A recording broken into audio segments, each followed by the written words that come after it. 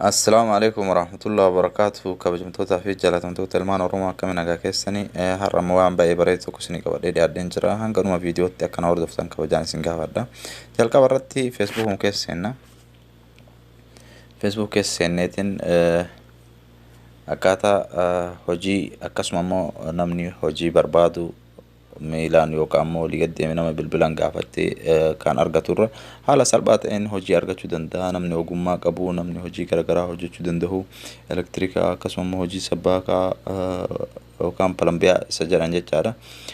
Elektirikiin elektirikumaa tolee akkaataa itti argachuu danda'u jechaadha. Haala salphaa ta'een eega Facebook keessaniitiin jedhee bakka profaayilii itti nama fidu kana bira tuqa jechaadha. As bakka jobbii jedhu kanarratti tuqna. Jobbii bakka jedhu kanarratti erga cuqaasnee booda ammoo wantoota garaagaraatu nu dhufa. Akkasuma wanni asirratti bakka hojii itti barbaadan jechaadha. Hojii kamiyyuu yoo ta'e asirratti kun ammoo inni adiidhaan barraa'e kun jechaadha. Qalbanii argatanii hojjetaaf jira jechaadha. Inni amma barreeffama bulee kunniin hundi isaatu warra amma ganaa nama barbaadutti jiru jechaadha. Erga ammoo irratti gad cuqaasiteen jettee hojii kamiyyuu yoo ta'e yoo rabbi riskii godhee hojjechuu dandeessa. Asirratti amma fakkeenyaaf mi'a amma tokko irratti cuqaasiteen isin agarsiisu jechaadha.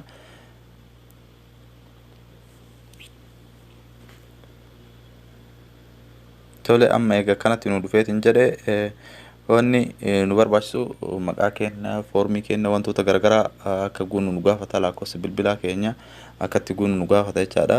Apply now isa jedhu kana isarratti gad cuqaasaa al takkaaf.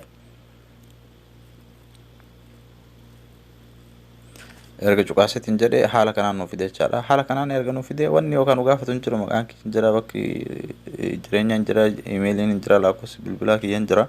Wanni hundaayyuu amma fakkeenyaaf seendiin jedhaan jechaadha.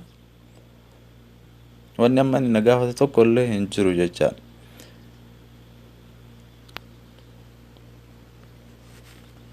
Ati waan hojii hojjechuu dandeessu irratti select gootee ergitee jechuu dandeessa deemee jira jechaadha. Browse more job kan biraa laaluu barbaadde jechaadha. Kan biraallee ammoo akkasuma hedduutu jira jechaadha.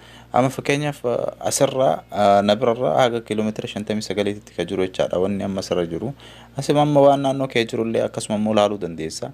Amma xalabiyaata akkasuma elektirikaa warri konkolaataa qabdanillee akkasuma immoo warri hojii muallima sabbaka kaarabaa wantoota garaagaraa namni hojjechuu dandeessanillee haaluma kanaan as keessa seenuudhaan barbaaddanii argachuu dandeessanii hojii naannoo keessan jiru akkasuma immoo bakka biraallee fagoo barbaaddanii jechuun akka barbaaddaniif jechaadha. Karaan itti barbaaduu dandeessan amma fakkeenyaaf bakka kiiloomeetira 59 jedhu kana gubbaarra gad cuqaasan al takkaaf.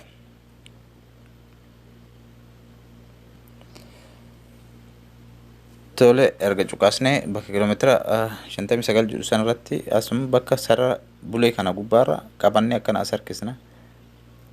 Haga 200tti nu deemee jira jechaadha. Dura 59 ture haga 200tti deemee jira jechaadha. Amma oguunni search godheetiin xumure amma apply isa jedhu kanarratti gad cuqaasna jechaadha.